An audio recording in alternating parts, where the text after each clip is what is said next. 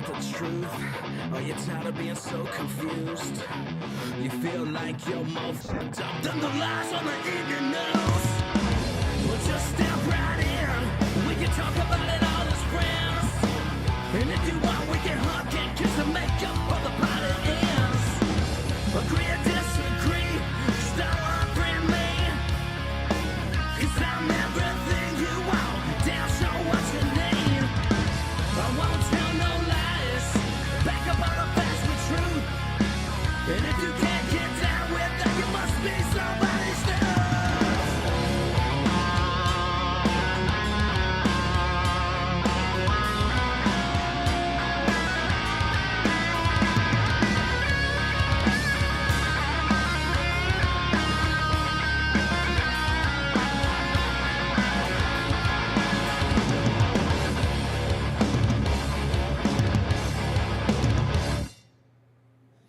Hi, Matthew. It's Judge Janine, and I wanted to congratulate you on the Don't Unfriend Me show at the DUM Show.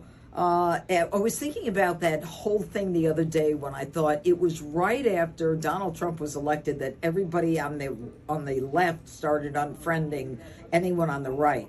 So I'm glad you're calling them out. You've got a great name for the show. And I hope that you're true to the values, conservative values, Republican values, and that you call those people out. I think it's great. And I know you've got 135,000 followers. I hope you get a lot more. And just keep the faith. Keep fighting. I think we may get America back. But in the meantime, we've got a steep hill to climb. And you're one of the fighters, one of the patriots. So thank you for what you're doing. Purcellville Flag Company, the sponsor of the Don't Unfriend Me show. This hat is not working. Got to get it fixed. pfcflags.com.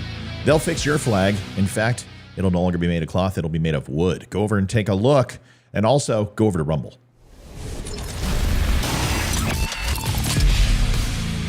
Good morning, Don't Unfriend Me Nation. What are we doing? We need to get to the hats right away because I got to get it fixed. But we just opened it. I want to thank Amy Stamcombe for sending us two very cool hats. Yeah, they're kind of crooked. We got to shape them and all that. It just came in the mail. I don't even, I'm going to swap it out because I have to undo it and it's got to pull. It's too tight right now. But basically, it says coordinator of the entire shit show. And then Liv, yours says? Shit show supervisor. Shit show supervisor. So I like that. Thank you. Yeah, I'm going to put that up on the desk. That's going to be there. That'll be with us in the show. I got to take it off. It's too damn tight and it's killing my, freedom. Listen, a good hat is an amazing thing. I love my hats. You can't feel them. If you can feel them, they're not good. Like this thing I can put on, I can wear it. It's like a sock. Thank you, Amy. That was very, very sweet and kind of you. I got to baseball shape it. So what I'm going to do is I'm going to baseball shape it. Then what I do is an Old Navy trick because a lot of the water coming into the laundromat is salt. So it bleaches your clothes naturally. So I put rock salt in the washer and it just breaks the hat down and gets it nice and loosey-goosey. And, oh, man, I can't wait. Thank you so much, Amy. We love you. We appreciate you. God bless. And you're an amazing moderator, along with the other moderators at the Don't Unfriend Me show. Welcome to the Don't Unfriend Me show. Holy crap, we got a lot of people on early. What the? Olivia Spear is here. The coordinator of the entire shit show and the supervisor of the shit show. The Don't Unfriend Me show, Olivia Spear. Hey, we just had a troll that was there before I came on, and we've had them all over the place. Like, they are just melting down. Like, I got hit on Occupy Democrats, and they posted on there, and I've been getting crushed. And what they do is they have forums and such, and then all the little operative minion trolls, they go ahead and say, this conservative post this, and then they lambast you. And because they all have the same talking points, and they literally will go into that forum and get 10 or 12 talking points and they all post the same thing. And you're just like, dude, I can see every comment. So all these little trolls have been coming and they've been hitting me. So this guy, what was his name? Vivek Scythe? It was Varric Scythe. Varric Scythe? I mean, first of all, your name is just freaking, I don't understand. You would think that his picture, His profile picture would be like death with a big scythe or something. But no, it's not. It's a smiley face. It's a smiley face. And you know what? I guess I like the irony in that. And listen, this guy seemed fine. He obviously is a liberal, and he's got 240 followers. And I remember those days when I was that small. It lasted about 3 minutes. But, what I don't remember is having an extremely small pee-pee. I was born with girth and a gift. And I'll tell you, this guy, he obviously wanted to debate me, but he started off calling people dumbasses and idiots and cursing at people. And I'm like, dude, you're going to get what you get. The moment you act like that, I'm going to treat you like a spoiled little baby. I'm going to powder your bottom and put a diaper on you, get you a bottle and put you back in the big game. And he didn't like that. So this guy was just going back and forth. And I finally said, dude, just come on the show. I'm really interested. You're in the fray. I want to have a conversation. I wasn't rude. I was kind to him. And then he just, blah, blah, blah, blah, blah. Listen, I've had a teacher who's a socialist come on the other day, and she had more courage than you. I had a black lady from South America who could hardly speak English come on, who had more courage than you. So Vivek Swami Saithi or whatever what's his name? Varric Scythe. Dude, oh my God. Was Neo taken? Like a big sickle kind of thing? It is. Was Neo taken, bro? Was Neo taken, really? You couldn't have been the one? Come on, bro. Listen, if you're going to be super dork, at least be a loudmouth, badass super dork, right? Then I had this other guy I just told him at the end, I said, please don't collect my skin and go through my garbage. You can say whatever you want, but this guy's like, there's such thing. Alpha males are no longer a thing. And they did a study on wolf packs. I'm like, yeah, dude, I've seen the YouTube video too, bro. We've all seen it, but it doesn't mean there's not alphas and wolf packs. He's like, alpha is a made up term. And you would crap your pants on the beach of Normandy. And if you ever had to serve in the military, you would just die and you wouldn't be able to do it. And I looked at, and this guy, oh man, oh Lord, Leroy, I'm telling you. I mean, first of all, like how can Debbie? you? Dude, worse. I mean, he looks like Neo. Dude, I feel bad because I don't want to insult people based. Yeah, I do. You know what? I don't feel that bad. I'm going to do it. I don't feel that bad. This guy, how can you question me, dude? When you look like literally like you're from Ethiopia and you should be on a commercial asking for frickin' food. Like, you look like you should be asking for food. Not what I expected him to look like. Look at Neo, dude. I'm like, bro. I'm like, listen. This is what I said to him basically, and I just put a bow on. I said, I take pity. I said, I take pity on you. I'm not going to pick on you, dude. You win, whatever. And then I say, actually, one thing, Neo. I'm wondering about your girlfriend, and when you deflate her, do you cuddle her and put your hand inside of her rib cage while she deflates and call her Trinity? And he got pissed. And so I bailed on him, and he's gone. So this is what happens.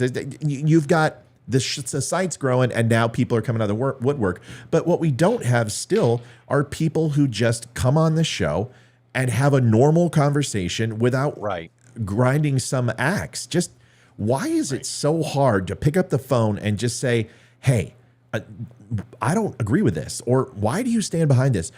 And just have a conversation versus you trying to one-up me. Because first of all, I've got the Godsmack button. If you truly embarrass me, honestly, I would congratulate you and I'd give you some free stuff in the store.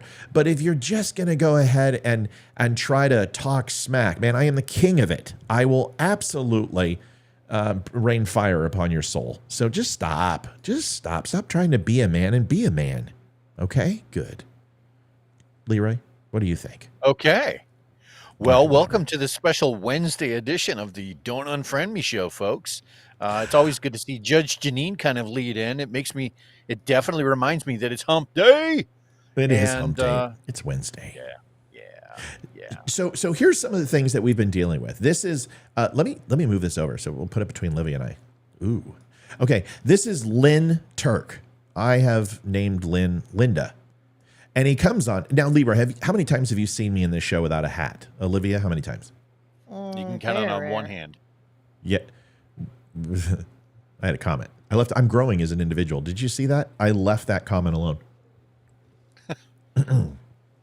So Lynn Turk says, sunshine inside bothering your eyes. Well, actually, I do have a light here. It's a parabolic light. It's 36 inches. And it's putting out like 5,700 lumens. So yeah, it's pretty bright. And actually a hat does help. But Well, I guess we're not going to go there. I guess I could have said that. Actually, yes, dude. But anyway, and he says, or you're wearing a hat has an affectation. If you don't know what that means, it's trying to sell something. Somebody has a thesaurus. Well, I give it to him as well. Only difference is I didn't have to look it up. To identify as a blue collar regular guy. It's like symbology, basically. He could have just used that word. What does that mean? But symbology, wearing a hat ultimately to represent that I'm blue collar, but I'm doing it in a pseudo fake kind of way. Right, that's what I meant. Like, what does that mean? Like affectatious, pretending to be blue collar. That doesn't mean Right. anything. You don't know. You have no knowledge of the situation. You're just throwing out these random insults like shit on a wall, just trying to see which one sticks. Right. Affectatious versus know what that means. affectation. I just said what it means. It's essentially displaying something or conveying a message in a fake kind of way, or in using a symbolic piece in order to convince somebody of something that isn't true. It's like faux pas, or it's pseudo, or whatever. Okay, so now, not like a pseudo cook, but it is a pseudo cook because that's what it is. It's a fake meth cook. Whatever, we're not going to go here. So anyway, and he says, as a blue collar regular guy, and hope your audience buys it. So I just said, and here's his picture. I've got it right here. I think it's important to I mean, we need, whoa. That's really close. I wanted to say he looks close. He looks like, right. He looks like a guy that I saw in America's Most Wanted in Piers Morgan. But if Piers Morgan took a bunch of prednisone, that's what he looks like. So anyway, he says, or maybe it could be, or I said, or maybe it could be that you project an attitude of alpha machismo in an effort to cover up your own self-loathing, bloated frame, and deep regret that you failed to achieve a level of standard when it comes to being a man. So instead, you downgrade men who you admire, but loathe at the same time. It gives you a temporary boost to the pleasure endorphins that temporarily mask your effeminate beta complex. That is, until you look in the mirror and repeat the process ad nauseum. Or I just wear hats all the time. See a sport, make sure to call me triggered before you go. I banned him too. Folks, I want to make sure we understand something. I ban people all the time. And there's three things that'll get you banned, because it says don't unfriend me. It says nothing about you. Number one, freedom of speech is absolutely something that I can't take away from you. But my freedom not to listen to you is absolutely a choice. So if I block you, it's not because I'm scared of you. It's not because I think I have something to prove or can't prove against you. It's that you're annoying me. I get tens of thousands of freaking comments a day. The last thing I want to do is have you monopolize my time and have to constantly go through and scroll down when I've got 500,000 replies on a post. And do you understand what it's like? I have to scroll down and find you every time. And every time you do it, you annoy the hell out of me, because I just might think that one time that there's a nugget of truth in what you have to say. Here is the message. Here's the message. If you got something to say, call in the show. It's right here. Olivia, can you give them the number, please? No, I don't have it anywhere. I need to get it sent to me so I can copy. It's on and your paste text, it. Sweet pea.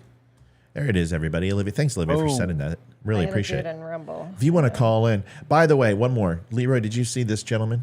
I had this other guy. This guy was posing as JSOC, and I outed him. So he came on and once again started insulting. Just don't insult my viewers, okay? That's my trigger. You insult my viewers, I'm going to crush you, okay? I'm just going to crush you. That's really all it comes down to. It's not personal. Not personal. This guy. Can you send that via text? Yeah, I will in a minute. That's a long I will in a minute. So this guy comes in and he's rocking. Well, that looks like it's stateside for one. Two, it is states. What the hell it's is not that? loaded. It's not loaded. He's rocking iron sights. There's no sights on it. It's a pistol. It's an AR pistol. It's not even a carbine. It's an AR pistol. And then his flak jacket is, first of all, like 16 sizes too small. Second, it looks like it would stop a hard rain in April, and paintball bullets. And I don't understand what's going on. So when I saw this, I'm like, who is this guy? And what is he rocking and why? Well, you know it's stateside too. If you take a look at the end of the barrel, Yeah. That underneath there is a wheel, and that looks to be about a truck wheel. It's about at least a 24. Guess what they don't do overseas, folks? Shit like that. That's an Yeah. American thing. It is an American thing. And they're also, it's low profile rims and it's a low profile tire. You know, and the way that he's holding it, you wouldn't hold an AR pistol like this. Okay. No. It's just in any way, shape, or form. It's ridiculous. It's a one-hand weapon. It's not, he's a big guy. There's no reason. And you've got a Swisher Sweets hat. So that's really good for the cardio too. It's not personal, but this whole thing, I'm not going to out him here. I'm not going to embarrass him. I don't want to do that. In fact, I waved him off and I told him, hey. But he came in and he started talking trash and he called listeners idiots and went ahead and insulted me and said, oh, yeah, you support Jason Aldean and then you sell T-shirts. Okay, well, I do sell T-shirts, but that doesn't mean I can't support Jason Aldean. I bought his entire anthology of music, even though I have Apple Music and it's free. I support the guy. I've given him 9 million people to expose him to his music. 9 million. That's all I can tell you. That's more than enough. I'm sure if he said, could I have your piddly little, few thousands of dollars in T-shirt sales, or could I have you provide 9 million people to expose my music to them? I think I know what he wants. So anyway, I go in there and he makes a comment and someone looks at the picture and he's like, hey, high profile. He's like, high speed, low drag. What unit were you with? And he's like, JSOC. And the guy goes, special ops. And he's like, yeah. So I'm like, okay, all right. Well, I'm like, great. So I said, hey, bro, it says on your thing, you're biochem or you're a bioengineer. I don't remember what he was. Biomedical is what he's doing. Right. Right. And in the Air Force. And I'm like, first of all, you're in the Chair Force, number one. Number two, if you aren't in the Chair Force, what are you specifically doing? So I just asked him, I said, are you with the 24th? Are you with the ISA? Are you with DevGru? Who are you with? Are you with Delta? Because those are the 4 units in JSOC. And I know you're not DevGru because I know you're not in DevGru. You're not, well, not only not Navy, but I know you're not in DevGru. That took me about 2 minutes to figure out that you're not in DevGru, okay? Because if you were in DevGru, you wouldn't be talking about it, number one. Second, happen to know some boys out of Little Creek, and you're not DevGru, okay? Number two. And he's like, I don't have to tell you who I am. I don't have to tell you anything. Blah, blah, blah, blah, blah, blah, blah. And I said, listen, dude, just stop stealing valor, bro. There's guys who did the work. You didn't do the work. You were in a support role. Congratulations. You're a hero. You are. I'm not being facetious. You don't need to embellish your service record. And, blah, blah. And in the end, I think it ended amicably. Because I hit him pretty hard. I'm not going to lie. I hit him pretty hard. But I think it ended in a good spot. Here's where it ended. After him going around and around and trying to deny everything, I kind of felt bad. And all I thought was, I went and looked and I said, oh man, this guy's got a new job. He's got a new job and HR is going to see this and find out he lied on his resume and he's going to get canned. I'm like, I don't want to do that to anybody, right? I don't want to do that to anybody. So ultimately, this is what I said to him. Listen, sport, one day you are going to realize that you are a effing rock star. Nobody decides who you are or defines you. Until that day, don't dishonor their memories and what they did. I don't give a damn about you or who you are, but you walked in here and tried to slap me for no reason. Shows you have been this way for a lot longer than the time you saw my page. The community is exclusive, and you were never a part of it, ever.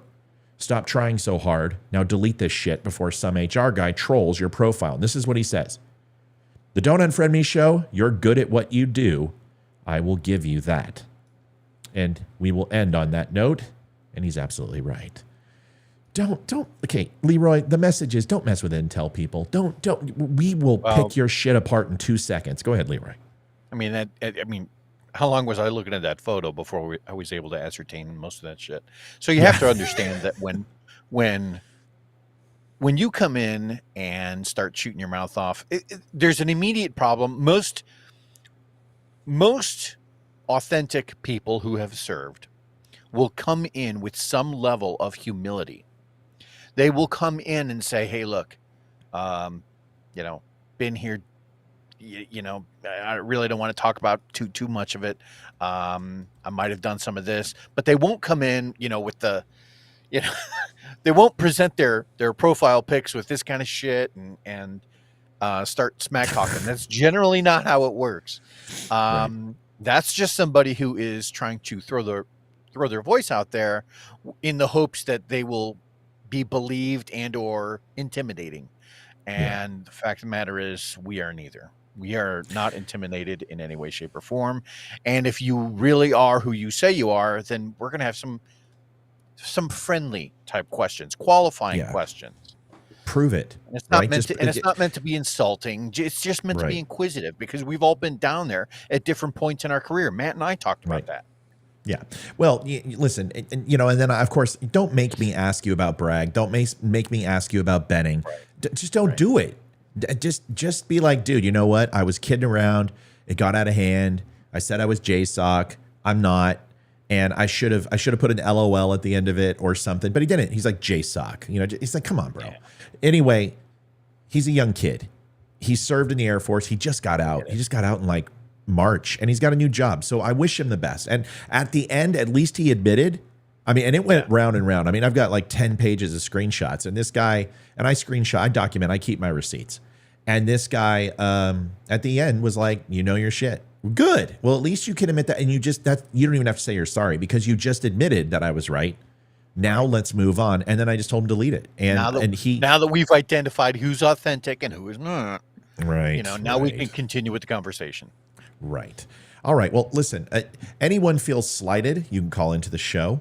It's not that hard. You pick up your phone, you dial in, you can talk or you can show video.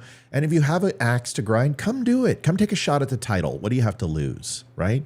If I could tell you could go in and beat up Mike Tyson and have a chance, would you take it? I don't know. I'm not Mike Tyson. I'm not that threatening. I'm just a guy with a show and a hot wife and a guy that we call the Gimp, Leroy, who basically holds the gag ball for us. Leroy, go ahead. Last comment. If you happen to lean left, if you have an opinion on what happened today in the news as far as Hunter Biden and how this court hearings went, please feel free to call in. We'd love to talk to you. Yeah, I agree. And Donald gets the comment of the night already. He says, Matt, I'm so tired of you being so good at what and how you do it. Thanks, Daniel. So am I. It's all about pumping me up, right? It's all about making me feel better. That's important, and I thank you for it.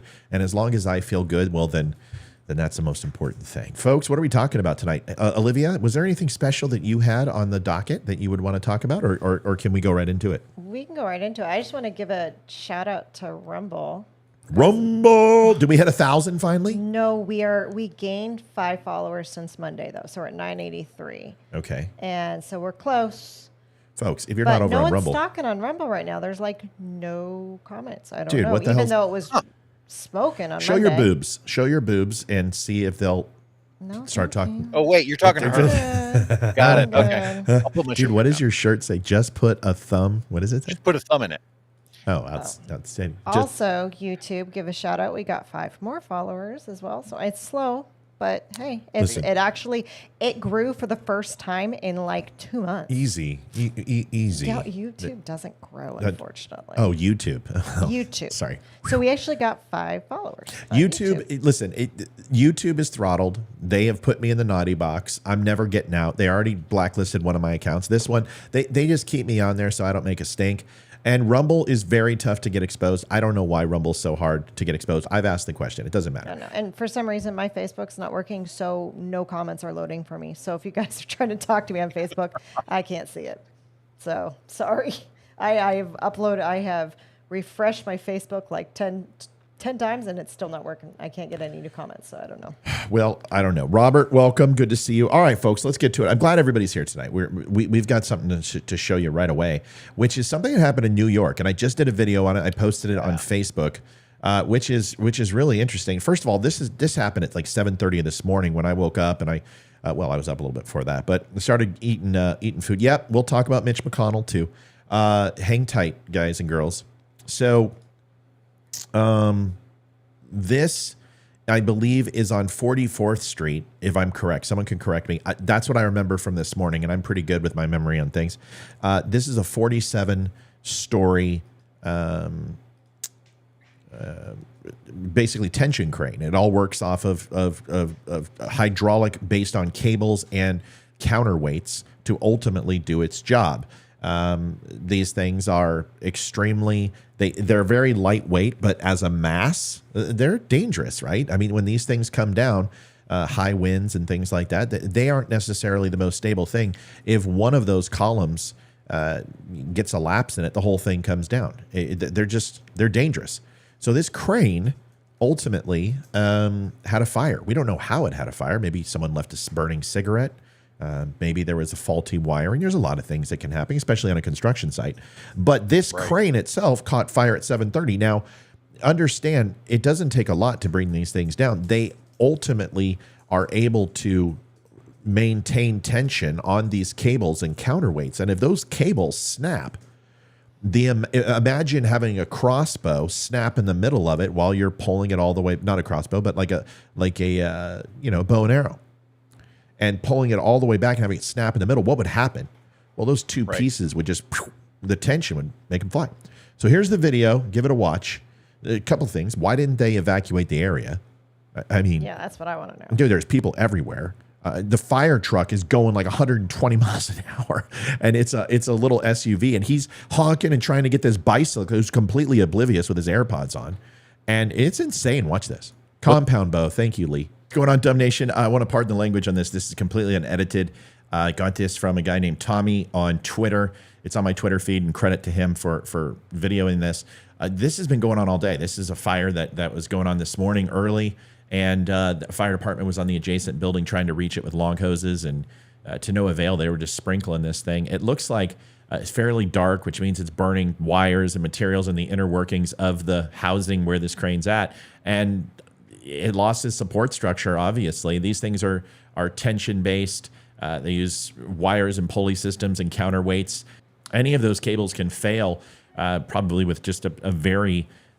small fire, let alone something that's burning all day, to at least weaken it enough where the overall... Someone just asked, Jen asked, Kilo, one of my favorite people, one of my original listeners, God, it's good to have you here. Good picture, Jen. Good to see you out there. Says, what about the 50-foot flame shooting up in D.C.? Saw that on American Military News earlier. I believe that was a gas line explosion on I-81, if I'm not mistaken. Nothing to see here. Gas line explosion. So that's it. Just FYI. Tension snaps, and then the main part of the crane goes tumbling. Watch this. My God. Oh, it just took out the side of that. Oh, yeah. There's no way. Oh, look at that fire. Look at that truck. Look at that van, that SUV. Woo. Whew. My God. Yeah, that's just scary any way you slice it. You know, there's a lot of questions that I have. First thing is why don't you get some sort of chopper up there with a water scoop and try to dump it on? I mean, there's just so many questions. The whole point is that thing's up in the air. It's based on tension, like I said. It's all pulley systems. It's all counterweights. A little bit of heat is obviously not a scary thing, but a fire, prolonged fire like that, we know what happens. Glows red hot, weakens the wire, tension finally gives, and then you see that. So anyway, I figured I'd show it to you. Pretty incredible. Talk to you guys soon.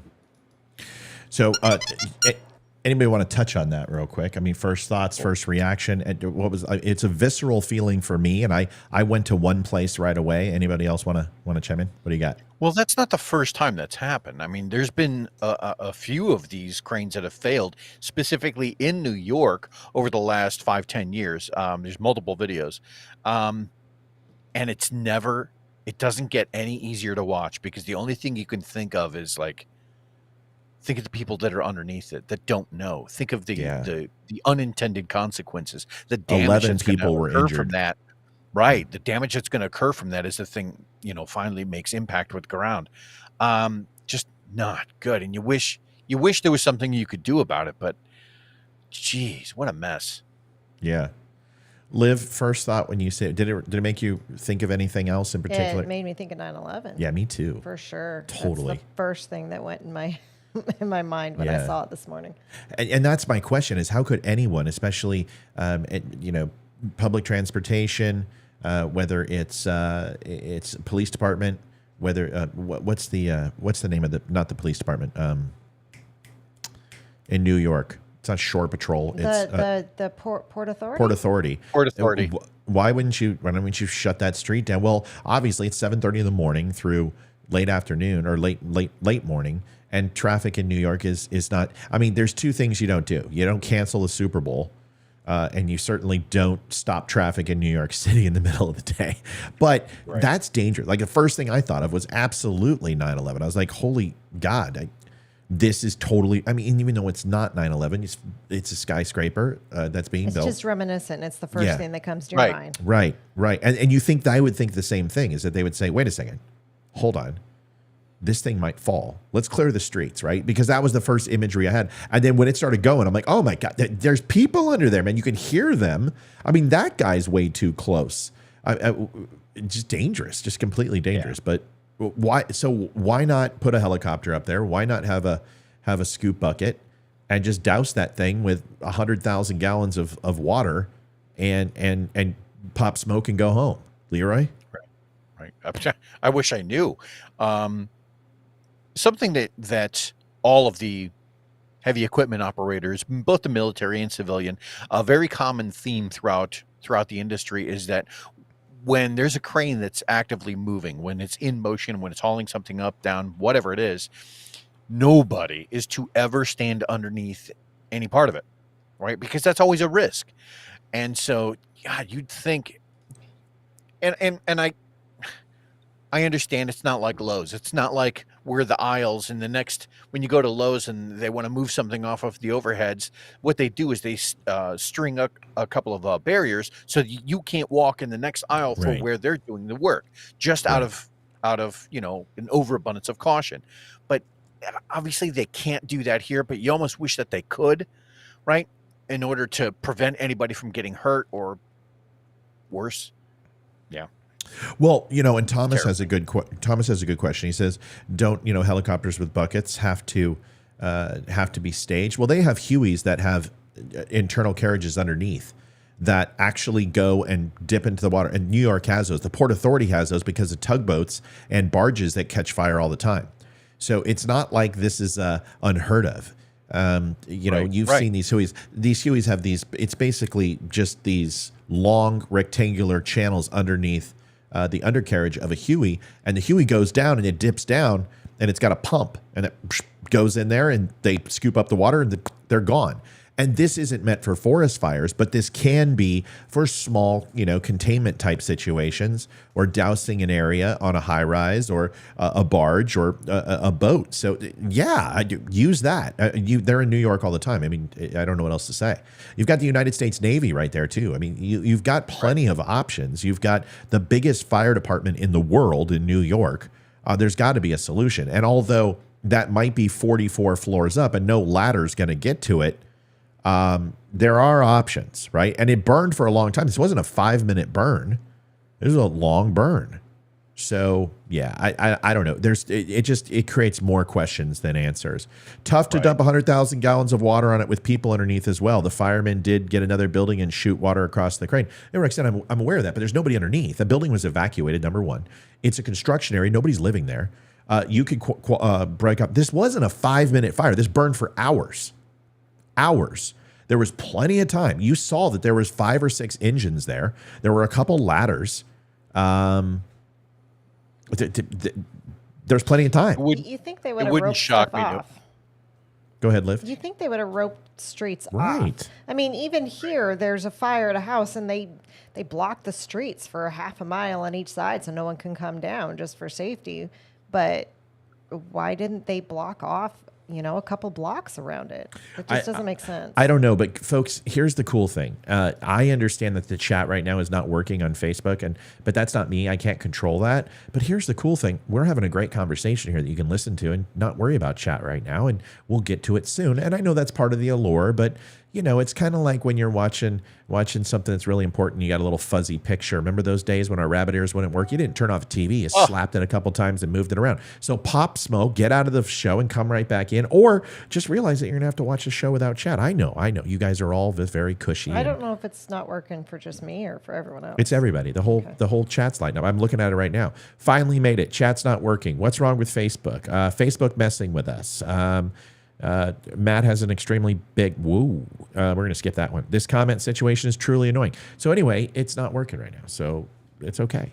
And any other comments on the fire that brought down a major crane? Leroy, go ahead. Just that it would not shock me. It takes exactly one incident like this where somebody or multiple people end up getting hurt and or killed for it to become a major concern, and then the next thing you know, some legislation will be passed that states that any cranes that are now operated within the city limits of New York have to have some sort of fire suppression system built onto the thing. I could see that happening. But this isn't the first time this has happened. Right, exactly. I mean, these things come down with high wind at all. They come down from degradation. They come down with bad safety inspections. You're fuzzy you're fuzzy as me in the 1970s. Oh, now you're better now. Okay. You're better now. Oh, he's got his camera in autofocus. He's doing fine. He looks great. All right. So now that we've established that this was insane, I want to show something else. This is truly troubling. I'm not a Mitch McConnell fan. I've never been a Mitch McConnell fan. I believe Mitch McConnell is a horrible human being. I do. I think he is, and I don't mean to. No, yeah, I do mean to. I don't know why I keep talking out of both sides of my mouth. I don't like him. I think he is one of the major reasons we had the 2006 to 2014 Tea Party issues that destroyed the Republican Party as we know it today. I believe he was behind a lot of the Paul Ryan and Lindsey Graham style uniparty. I think he is not a strong leader.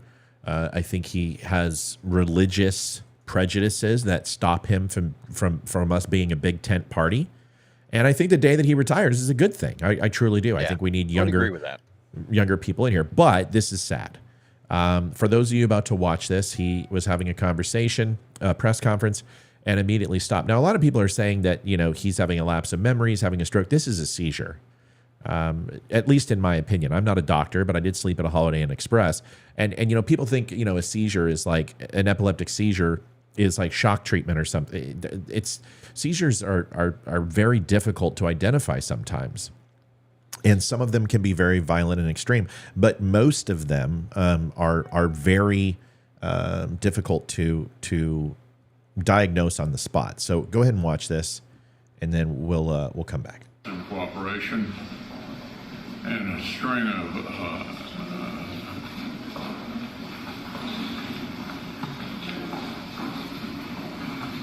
oh yeah, there's something wrong. Oh yeah, he's frozen.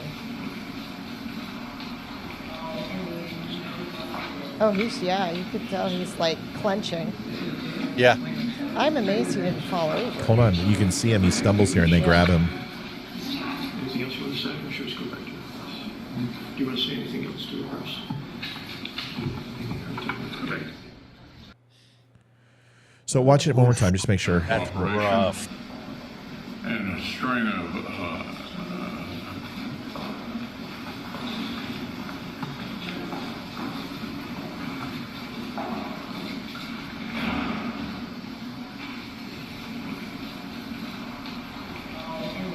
Poor guy.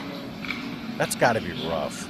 Oh, that's got to be scary. Oh, it's horrible. I mean, Yeah. now, a lot of people, once again, I'm not a doctor. I've strokes are huge in my family, so I know my grandfather and my father both had strokes, so I know a thing or two about strokes, because I will probably have a stroke before I die, and that's the numbers are just there. It's in my family, and heart attacks are also in my family, so I always try to watch that. Also aneurysms, but we don't have any cancer, so that's good. They should have an age limit on politics. Well, we'll talk about that. They really the first should. thing. Well, hold on, slow down. Let's get to the whole point here, and then we can open it up, because I agree with you. I think that's what we're going to talk about, and everybody knows that's what we're going to talk about, because age is a determining factor. But the reason why I think it's a seizure is instead of a stroke, which obviously could be it could preclude a stroke, and it's something that you want to look at. But it also can be something diabetic. It could be a vascular issue. There's a lot of things it could be. But it looks like a seizure to me.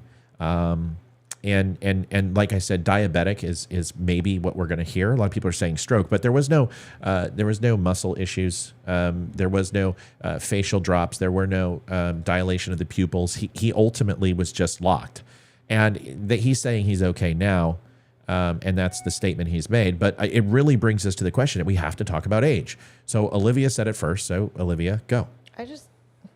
There's a retirement age for a reason. And I think they need to cap it at like 70, 75 maybe. I think past that, you're getting too old. Your memory starts to go, your brain function starts to go, too many health problems, too many health risks. It's sad. And they should be able to retire on their millions upon millions of dollars that they earned while they were in a public office. Go retire and go enjoy the rest of your life. But them being in office this late into life is a bad thing. I mean, look at Biden. He's so not there. And it really breaks my heart, and it's sad. I don't like him as a politician or a man, but it's really sad to see him in the state that he is in. Yeah. And know that people are just playing him like a puppet. He should be at home. He should be somewhere where he's safe, because he's not really safe out there. He's tripping all over the place. He's falling down. He's going to break a hip one of these days going on Air Force One. And it's just, I know they can't force term limits, but they really should force an age limit for politics, because when your brain's not there, how are you supposed to make laws and actually policies and do everything you should do? You need to be quick to be in politics. Yeah, I mean, so it's a good point. Leroy, I'm going to let you go before I chime in on this, because obviously I have an opinion. But go ahead. Well, first of all, there absolutely should be age limits. When you think about what are the requirements to become law enforcement, what are the requirements to join the military, they all have age cutoffs. And age cutoffs, what they do is they present someone with that hard barrier on the tail end to say that either they are physically not able to do this, or in some cases, in the case of politics, where these people are charged largely with forming the policies that guide our country, there needs to be a cognitive cutoff. There needs to be at some a hard stop line that says, look, if you were the policeman, we know you couldn't run a mile and a half in this time. And in these types of cases, you're a brilliant person. We get that. There are some people that are just freaks of nature, and they can run, 2 miles until they're 90 in under 10 minutes. But by and large, that's not the norm. And there absolutely needs to be a cutoff. Now, something that excuse me, Olivia said, which was that, she doesn't like, Joe Biden, and nor do I. But there's a difference there, though, right? The people that exist on the right, the conservatives, I've noticed that they never really want ill will on people. We don't actually want someone to end up in a fiery car crash. Now, we will ask that if you make poor decisions, that you pay for that if you break the law, that you pay your consequences. But, we're looking at, like, when Nancy Pelosi's husband got the hammer, I can't think of very many situations where we were like, boy, he got what he deserved, and I'm glad that happened. No, we were all like, that shouldn't happen, Why are you laughing at me? Why are you laughing at me? I was thinking of hammer, don't hurt him. You're like, when her husband got the hammer. It's just awesome. My point is that I wouldn't want Joe Biden to have any health issues. I don't wish for Mitch McConnell or anybody to have any sort of major health complications. I don't want that for anybody. I don't. That doesn't mean that I think that everyone is good people. That's not what that means. It's just that I don't want ill will for anyone. Sure. But if they screw up, if they break the law, that's a different argument. Olivia, did you have anything else? No, I don't. I think I said it. So I'm just going to say it as simple as I can. I'm going to be brief on this because I've got a lot to go over. It's kind of like what Leroy said in regards to aptitude tests and things like that, and physical tests and requirements. Is anybody who has seen a 75-year-old drive a vehicle knows that they should never be driving a vehicle. Right. Right. Exactly. You look at the age limit over the age of 18 years old, 18 to 21, 16 to 21 are the highest accident rates out of any group and age demographic at all. And it's based on per capita, right? You can't say that because, well, maybe there's more adults driving than kids. So, but if you look at per capita, 16 to 21 are the highest traffic rates. Then you get a break at 25, especially guys. Girls get it earlier because insurance is sexist. So guys, go ahead and at 25, you get a break. And then as long as your record's clean after 31, your insurance rate goes exactly the same way as a female. That's basically what it breaks down to. Liv, right or wrong? You've paid the insurance for 22 years. Because mine used to be higher until like 30 years old, right? Yours was higher because you had a lot of speeding tickets. Yeah, it yeah, went yeah, down yeah. when those tickets fell off your record. Okay. Oh, there's something else Matt and I have in common. Yeah, but I haven't gotten one in No, it's 15 years. It's been really It's been a long time. So no, our insurance, honestly, the reason our insurance has gone up lately is because the cars. The cars have gotten smarter and they're more expensive, and so even though they're more safe, Yeah. there's a lot more gadgets on them that Fair enough. Yeah, so that's the only reason it's gone up. We're digressing from my point. My whole point is insurance is based upon male and female. There's price differences for girls versus guys. I mean, this is standard. I mean, young women get in less accidents, and insurance bases that. I paid more insurance than my sister. My brother paid more insurance than my sister. This isn't something that's a best kept secret in the world. Insurance companies based on risk, and there's a higher risk for a young boy than there is for a young girl. But that's neither here nor there. The whole point of the conversation is the second highest demographic is between the ages of 70 to 85. So you've got to understand is that we come into this world kicking, screaming, and shitting ourselves, and we leave the world the same way. And the beginning of that process, there is a reason why we take care of our children at that age, and then they take care of us because we need it. And I don't believe somebody who is 80 plus, who when the average lifespan is, sub 85, that anybody should be in public office making decisions for the future of America when we even question their driving skills, right? Exactly. We're like, they can't even drive a car. Well, if you can't drive a car, you should not be in charge of, a $32 trillion annualized budget. You just shouldn't. And I just completely disagree. There needs to be age limits in Congress. It needs to be, hold on. There needs to be age limits in Congress. There needs to be age limits in the House. The number that I'm thinking, well, if the retirement age is 65, you probably need to bump that to 67 in order to go ahead and save Social Security anyway, probably 68 or 69, maybe 68 and I owe you one. But either way, that's roughly the age. Nobody got that. That's roughly the age. Got it. Thank you so much, Leroy. That I think you need to bump Social Security. So at that point, if we're saying that America has the ability to retire and go out to pasture, then it should also happen with our politicians. As far as a cognitive test, listen, I don't know if I want to invade people's privacy like that. I don't even think we should see people's tax returns. Let the FBI look into that. Let the investigation process happen. I don't need to know those things. And I don't need to know if somebody colon is swollen or not. That's not my business.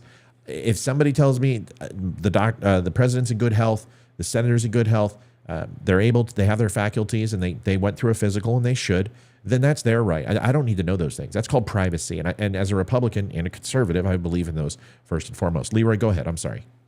I was just going to say something you had said just sparked a really great point. How many grandparents, many great grandparents do we all share? Does any of the dummies who are watching have they seen where it's these older people, it's these great grandparents or grandparents, people in their advanced age, who end up getting scammed, who end up getting Time their out. identity Time out. taken? Will Go ahead. Argueta. Dude, Cuban Mafia, Holmes. Seriously, Will. Will, What's Cuban up, Mafia, cuz. dude? What is going on, man? What's up with the 8 community? I hope you guys are holding my seat at the Cuban Mafia table. I'm an honorary Cuban, everybody.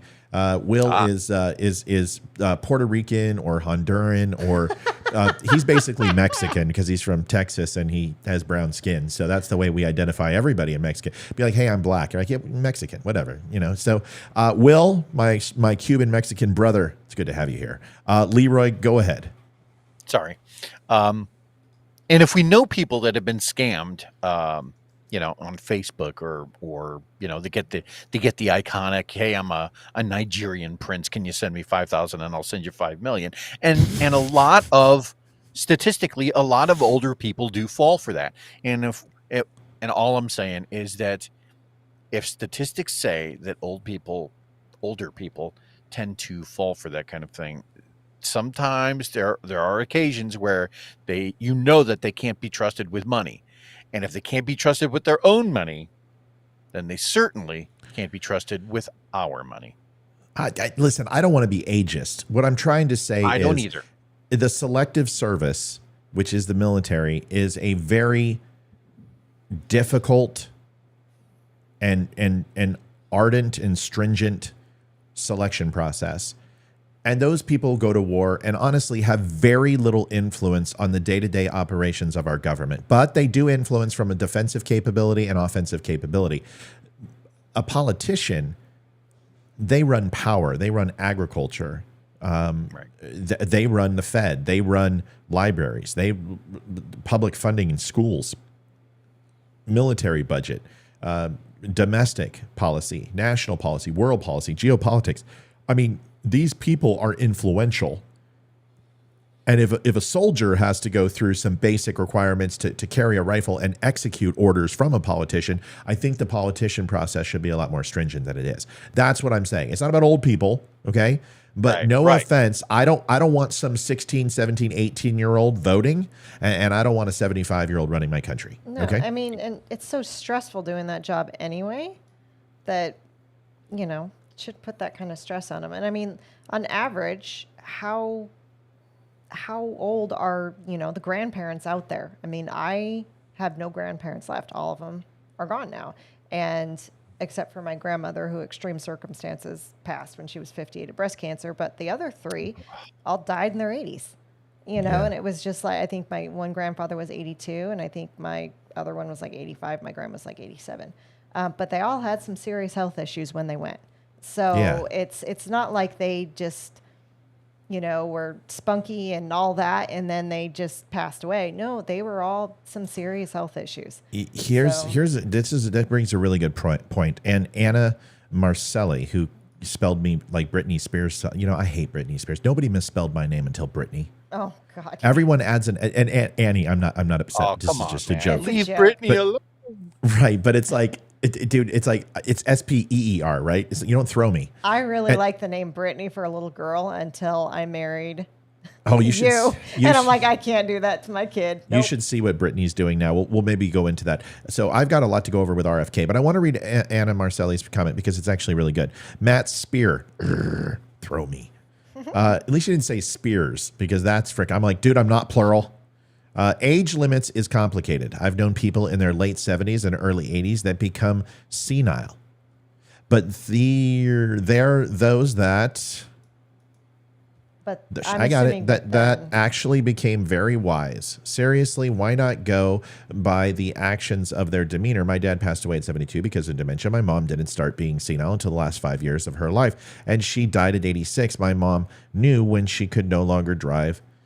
In her late 70s, a few years after my dad died, term limits can be complicated. Okay, so you're absolutely right. Of course, that's why there aren't any, Right. because it is truly an open form of discrimination, but so is the military, right? The military decides how many black people they want, how many high school educated people want, how many people who are gay or lesbian that they want, white males, female, Christian. I'm not kidding. Mormons, Jews.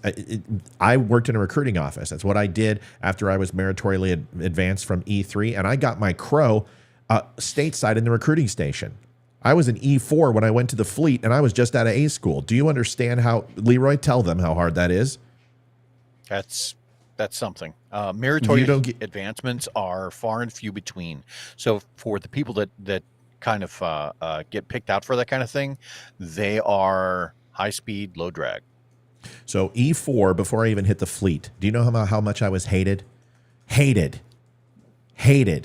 I almost got out of mess cook, but that was a completely different story. I've told it before. So here's the thing, is selective service.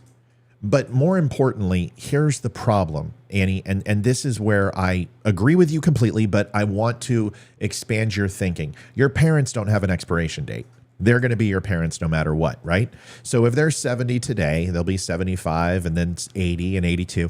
And ultimately, you don't abandon them when they start to have an expiration date. You don't say, you know what, you're no longer my mom or dad. I'm throwing you in a home. Some people do that, but most people don't. But see, the difference with a politician is if you come in at 70 and you're a senator, you're leaving at 74.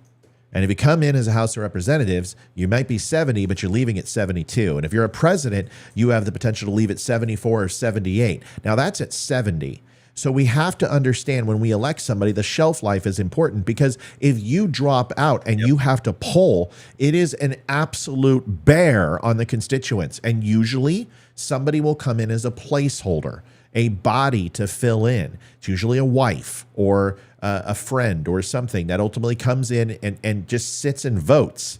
That's dangerous. We don't want that in our country. So when you're thinking of the runway of a politician, you've got to look at the full expanse of the runway and the potholes and the drops and the dips and, oh my God, that the bridge isn't completed. Speed up. We need this bus to get to 72 miles an hour to jump a 50-foot chasm and somehow vertically launch the bus without. Let me explain in speed what would have happened. Kill that wildcat behind the wheel. I am an FBI agent. Oh, wait. Pop quiz, hot shot. Oh, there we go. What do you do? What do you do? So look, real quick. Bus. Okay. 150 miles an hour. I'm gonna double it. Here it is. Here's the gap. Okay. Here's the bus. This bus did this. It was on flat ground and then it flew. This is what would happen. Here's the edge. Okay. Here's the edge. Here it comes. I got to reverse this. Bus. Ready? This doesn't look anatomically correct. Here it comes. Here it comes. Here it comes. That's it. That's what it looks like. 150 miles an hour, that's what it looks like. And if you don't believe me, go stand on your roof and look at a pool 12 feet away. Run off your roof and try to jump. You know what you're going to do? You're going to hit a concrete. Now you're going, wait a second, I've got an angle of drop proportion that I could go ahead and I could do. No, you're going to, gravity. You're not Michael Jordan. If you can't stand flat-footed and run and then go ahead and do long jump at 12 feet, you ain't doing it off a roof. You might gain a half a foot. Ultimately, it ain't going to work. So don't sit here and tell me that bus would have went through. So now that we've established this about speed, the whole point of the conversation is that we need to have requirements based upon where they're going to be, not where there are. And it's very dangerous to put a 75 or an 80-year-old or an 85-year-old in public office. We're learning that with Joe Biden. We're seeing it with Mitch McConnell. We saw it with Nancy Pelosi. We saw it with Dianne Feinstein. And this will continue. Even Ruth Bader Ginsburg. I mean, my gosh, they had to give her smelling salts and a cattle prod up her ass in order to have her show up. No offense. That woman almost died like 7 times. Yeah. We've got to figure out what to do about this. Anybody else want to chime in on this besides Speed? It's a horrible movie. Speed 2. So that was good. even worser. That was worser. Speeder 2. So good. Speedo. See, Keanu knew it was going to be a bad movie because he even opted out on Speed 2. And he's Oh, like, yeah. nope, Who did they that get? was- Oh, yeah. Who did they get? They got that guy, Pat. He was Lost Boys. What was his name? Oh, I don't remember. I don't know, Actually Sandra never Bullock even saw dated that him one. for a little bit. I don't remember. Sandra Bullock dated everybody for a little bit. It's true. Sandra, they call her doorknob. Everybody gets a turn. So just saying, it's true. And you would shy away from yours if you she was got married to Jesse James, right? Yes. The motorcycle maker. That guy's a douche. That guy's cheated on her. First of all, Sandra Bullock is one of the greatest American treasures that we should, and that's why I married my wife, because she looks like Sandra Bullock. So I'm just letting you know, I get to go to bed with Sandra Bullock all the time. In fact, I sometimes have her come up to me and be like, "Hey, big boy, you're an FBI agent." I'm like, "Yeah, I am." I'm a wildcat. I'm like, "Come on, wildcat. You're coming with me." She's like, "I heard relationships that are based off sex never last." I'm like, "It only needs to last 3 seconds. That's all I need." It was Jason Patrick. Jason Patrick. Speed 2, cruise control. Cruise control is so bad. Dude, speed 2 miles per gallon. Speed 3. It was a cruise ship. Are you freaking serious? Do you ever I couldn't make even watch Olivia it. just start reciting lines from Demolition Man just to see if that gets you hot? We've got it. You ready? You want to start doing some demolition? Dude, we can Look do at it all Olivia. day long. She knows. Speed 4, Jeez, you can take this job ABS. and shovel it. Shove it. Close enough. Oh, goodness. Whoa. You really licked his ass. all restaurants are Taco Bell? You don't know about the 3 seashells? How do you not know about the 3 shells or whatever it is? Okay, you Right. dipshit, lame dick, mother. Dude, it's that movie's. Beep, beep. I just love all the one-liners, especially like Wesley Snipes coming in. Yeah, I do. It's just like, woo, Jet Spartan, woo, they let anyone in here. You need to do your the Edgar- advertising guy, the voice for the Edgar Friendly, don't you have someone to kill? What? What advertising voice? when you go the brought to you by. Oh yeah, Or- ESPN. You guys watch ESPN? This guy's like, No, I don't watch sports. ESPN brought to you by Niagara. You don't know that guy? Go listen to it. Oh, it's You look at it, you go hilarious. listen to it. You're like, there's Oh, no it's way anyone hilarious. sounds like that. That guy's like that. UConn and playing in LA. Or I can't even do it. Hold on. Like, let's do tonight's fight. Mike Tyson and Evander Holyfield. Brought to you by Michelob Light. That guy. Dude, he's on ESPN. Dude, he sounds just like that's it. the voice Brought that I to you recognize. by. Yeah, And whoever nasally they guy. whoever they get to do the movie trailers, I mean, just such an do that iconic too. voice. You know, He can do One that man, too. one desire. in a world. Arnold Schwarzenegger in Little Tortilla Boy. Get down. More action. Get down again. Keanu Reeves. Morgan Freeman in Speed 4. Miles per gallon. Miles per gallon. Dude, have you not watched Pablo Francisco? Oh my gosh. Leroy, Funniest. go to Funniest 30 listen to me. minutes ever. You have homework. Listen. I watched like 7 seasons of that stupid show, Survival. Oh, yes, we did. So you are going to watch this. You're going to get off here. Stupid. Whatever, That's dude. fantastic. Whatever. You got to go watch Pablo Francisco Comedy Central Presents. You must watch it. You will Pablo Francisco. I'm writing it down. You'll laugh. You're gonna, Writing it dude. down. You're You laughing better your ass change off. your Depends because they're going to get a little soggy. It's so funny. You're going to basically feel like you're Joe Biden. You're Oh my going to pee gosh. yourself. I showed it to my dad. I thought he was gonna die. He was laughing so hard. All right, Now, let's get I'm to just it. Listen, guessing oh, from the shit. name of it. It's something that occurs, south of the border. Yay, No. is that right? No, he's a comedian. No, actually, yes, it does. Wavo splash, you sexy motherfucker. Like I want to know what I'm I can see walking the into. commercial Is it for like a that. nacho Listen, libre listen. kind of thing? Good job. Do it again. I can it see like the a commercial for nacho that. libre? Oh my gosh, Leroy. Stop talking. Go ahead, Liv. I can see the commercial for that. Bum, bum. Good job, Chad. Thanks a lot. Being a male dancer's hard, especially when you gotta shave your huevos. That's why I use Huevo Splash. Huevo Splash, you sexy mother. All right, go ahead, Leroy. You got to watch it, dude. I just wanted to know what the show's about. That's all. Oh, it's Dude, I can't explain it to you. It's Comedy Central. It's a half an hour of It comedy, talks about stand-up serial comedy. killer movies. It talks about Wavo Splash, male strippers. It talks about lesbians. It talks about Christina Lopez. hold my baby. Remember me? You want some shit? Huh? You want Hold my baby. Talks about Psycho check, psycho. he talks about movies. He talks about psycho. He talks about how his head back here looks like a monkey's butt. He's hilarious, man. He talks about He's talks from about Casa Prince. Grande, Arizona. He talks about Prince Albert rings and tongue rings. It's a 30 minutes of nothing but pissing your he brings pants. up Jerry Springer too. Yeah, right, I'm do in. something with a knife. Do something with a knife. Convince me. Oh, well, hold on a second. We happen to have the Ku Klux Klan here who hate Jews, Mexican, and black people. Well, we've got some black people, and we've got some Jews, and we've got some Mexicans. Here's a knife. Do something with a knife. I'm talking like Jerry Springer. He's great, dude. Oh, he's it's hilarious. just 30 minutes of pure freaking hilarious. All right. You want something else that's really funny that he's got to go Whoa, watch. wait a second. Wait, what? Wait, hold on. No, Something stop. else. Stop. You know what Wait, no, stop. Amy Stancombe says, Jody, Matt is fed after he eats Olivia's pot pie. My God. Holy dude, what the frack? You buy us a couple hats and listen, my wife's pot pie is nobody's business. She's my All right. cherry pie. Cool drink of water and a sweet surprise. Wow. Matt is fed. What are you guys talking about me eating? What the hell's going on in the chat? I can't see anything on chat, so I have no idea. Oh my, Matt is a fed. What does that even mean, lady? Did she wait a second? Someone's called me a fed? Hold on. Oh, I gotta see this. Fed. No, nobody. Someone called me a fed. Hold on a second. Hold on. What does that mean? Hold on. Jody Ward. Oh, evidently this is how this show has a pre-selected crowd. I'm out. You're a fed? Hold on a second.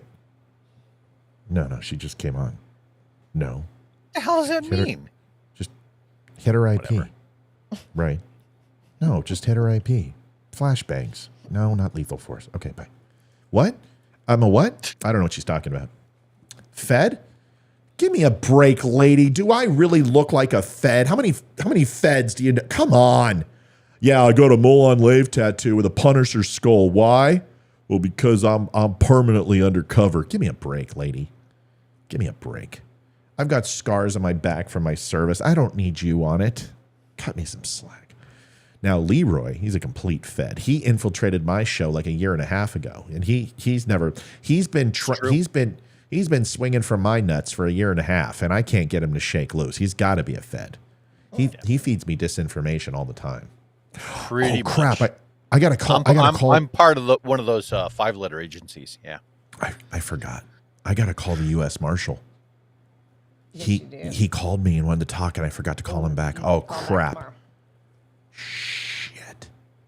I feel so bad, dude. We had millions of people show up. I'm so sorry, but he's got some information for me in regards to Dr. Yeah. Fauci. He's a U.S. Marshal. An undisclosed source. And he wants to talk about some things. So I got to talk to him. So I'm not going to disclose anything else. So Leroy, what I was going to say, when you're looking up Pablo Francisco, go on YouTube and look up the Big Brown Deck. Big brown dick. Listen. He Deck. talks in a New D-E. Zealand accent. No. Hold on a second. I'll do it for you. Yes. We're gonna play it. Oh, I've got a gosh. big brown dick. He's like, my dick got splinters last summer.